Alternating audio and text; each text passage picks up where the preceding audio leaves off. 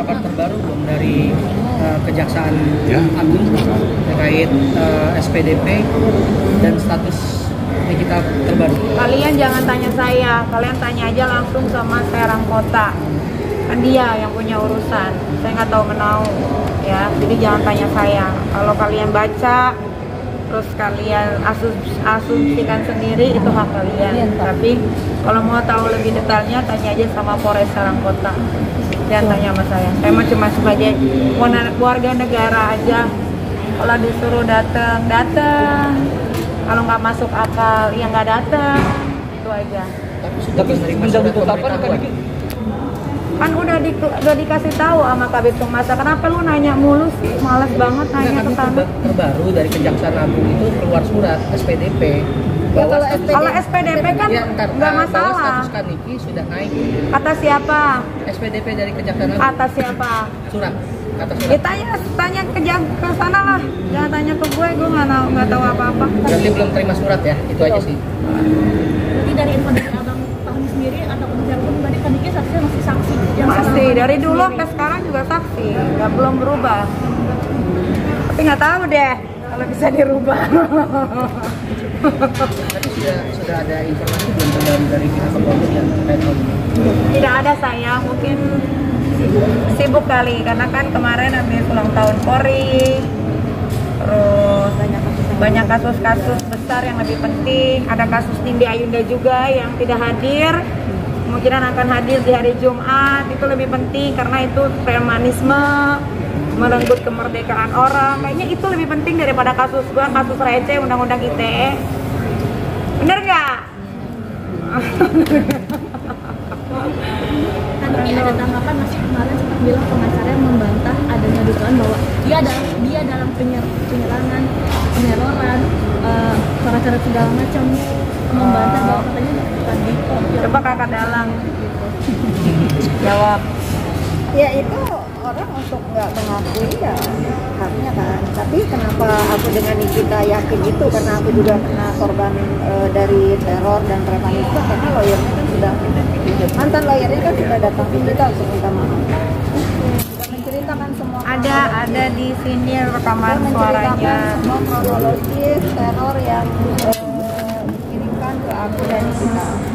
Aku informasinya ya. Kebenarannya ya saya nggak tahu kebenarannya, tapi informasi mengenai itu kejadian ada, bagaimana perencanaannya, bagaimana diatur sedemikian rupa, itu datangnya dari mantan pengacaranya yang bertemu empat mata dengan enam mata ya, karena bertiga dengan aku dan Nikita. Nama mantan lawyernya itu Diki. Kalau kalian flashback lagi, waktu si Nindi Ayunda pergi ke Komnas Perempuan, di situ ada di belakang. Waktu itu posisinya Nindi Ayunda di tengah, supirnya yang melaporkan dia di Polres Jaksel itu ada di kanan atau di kiri saya lupa.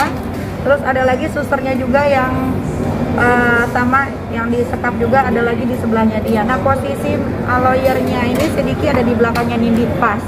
Jadi dialah yang memberitahukan apa-apa saja yang sudah dilakukan Nindi Ayunda terhadap saya dan Kak Fitri dan teman-teman di sekitar saya.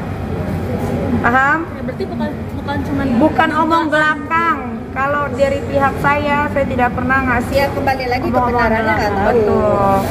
Kalau saya dengan Niki kan misalnya nih ya, misalnya lawyer Niki kan Bang Fahmi, tentu akan percaya apapun yang Bang Fahmi ucapkan karena dia adalah kuasa hukum dari kita. Berarti dugaannya bukan cuma dugaan didugasi. Nanti aku share ya VDR suara rekamannya, mau? Boleh. Ya udah nanti di share. Apa lagi? Update sedikit tentang John yang maaf Kak, maaf. Boleh aku aja nggak yang jawab? Kenapa nih? Aku yang nggak boleh. Aku yang melarang Nikita untuk cepat-cepat mengambil keputusan menikah dengan John. Ini kalian harus tahu ya. Karena aku berpikir terlalu cepat untuk Nikita mempunyai hubungan yang terlalu jauh dengan orang yang baru dikenal. Itu. Kedua, aku tanya lagi ke Nikita, apa kamu sudah mempertimbangkan sedemikian rupa kalau pindah negara? Karena Nikita punya 3 anak di sini yang harus sekolah, beradaptasi di negara orang itu nggak gampang. Nikita harus meninggalkan karirnya. Jadi aku sih sebetulnya yang memang nggak boleh gitu. Nikita mau marah sama aku atau netizen fansnya Nikita juga mau marah sama aku, ya itu hak kalian. Tapi kan aku harus memberikan bimbingan ke Nikita tuh, jangan terlalu bucin lah gitu. sekali gagal, jangan gagal yang untuk kesekian kalinya. Kalau di media mau dibilang apa kek, toh aku sama Nikita yang tahu mana yang benar dan nggak perlu juga. Tapi kegagalan ini bukan karena Nikita atau Johnnya nggak cocok ya. Menurut aku lebih mereka ini bukan anak kecil yang bucin, harus mikir realitanya. Dia juga punya 2 anak, Nikita punya 3 anak. Bagaimana bisa menjadi satu keluarga di dalam hubungan yang masih terlalu muda gitu, karena kan dari pihak Johnnya ingin menikah gitu. Kalau aku melihat nanti dulu lah. Ini lagi cinta-cinta gitu suruh udahan. Alasannya seperti apa sih dari Bukan Kak Niki kebetulan, sendiri? ternyata stripping aku jalan. Ngamarin di itu ya? Iya, yang kemarin di Banyak Panggalila. pekerjaan, ya. Terus setelah aku pikir-pikir, wah uangnya gede banget nih gitu. Itu juga salah satu pertimbangan juga buat aku melarang Niki, karena Nikita dapat kerjaan ini lumayan buat kehidupan dia dan anak-anak ya. Bukan aku juga nggak percaya sama John untuk mencukupi kehidupan Niki di sana, tapi kan aku lagi-lagi kepengennya ya kalau Nikita mampu dengan kerjanya sendiri lakuinlah. Kalau masalah asmara dia tuh udah bukan prioritas kayaknya deh ya. Ya. Gimana nih? Enggak, kalau aku emang kalau Lain gua- sinetron, kalau- Jami. kalau gue emang gini, masalah waktu sih ya, waktu nih. Jadi si John ini demennya selalu bersama-sama. Nah, gue itu nggak bisa selalu bersama-sama karena pertama anak dan pekerjaan gitu kan. Nah, dia tuh maunya setiap ada racing di mana gue tuh hadir ikut. Nah, gue nggak bisa kayak gitu karena setelah gue pikir-pikir kayaknya kalau gue meninggalkan Indonesia otomatis kalau artis kan kalau kita kerja baru dibayar, kalau nggak kerja kan nggak ada bayaran gitu Nggak, kan. aku juga nggak mau dititipin anaknya terus. Ya. Nggak mau, dalam ini capek lah. Ya jadi pokoknya gitulah. Mendingan putus pacaran daripada cerai saat menikah. Saat menikah, Kalau gue mikirnya iya. kayak gitu sih. Kapan sih resmi putusnya nih, Mak? Kebetulan gue yang mutusin, jadi netizen jangan. Emang enak diputusin John? Bukan. Enggak. Jadi yang mutusin itu gue. Ya. Kapan? Setelah aku mah nggak pernah bohong orangnya.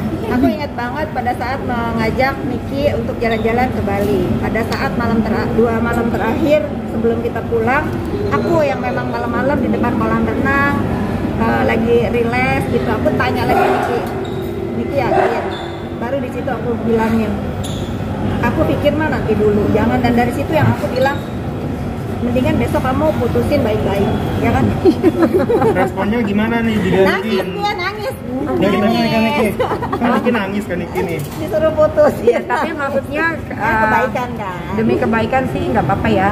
Soalnya kalau ya itu tadi karena long distance lagi kan, jadi takutnya waktunya juga nggak cukup gitu. Akunya tidur, dianya melek, akunya tidur. Dianya pergi ke negara mana, dianya pengen ditemenin, akunya nggak bisa gitu. Jadi daripada kayak gitu, ya udah. Terus satu lagi kan emang keyakinan. Jadi walaupun aku barbar begini, keluargaku tuh nggak ngebolehin kalau aku menikah dengan agama yang lain gitu. Jadi harus sama-sama Islam. Nggak bisa yang satu Kristen, yang satu Islam menikah agamanya masing-masing tuh di keluargaku nggak boleh. Jadi ya udah emang lebih baik begini ya udah. Emang teman aja. Respon Johnnya seperti apa? Respon Johnnya seperti apa pasti? Oh dia sampai detik ini pun masih WhatsApp. Nanya balikannya kayak gimana? Ya begitulah namanya dapat janda Salahku. ya nanya apa salahku diputusin segala macam ya, tapi nggak ada masalah sih. Kita masih komunikasi, cuma memang nggak terlalu intens karena akunya kalau ngebales terus takutnya gimana gitu.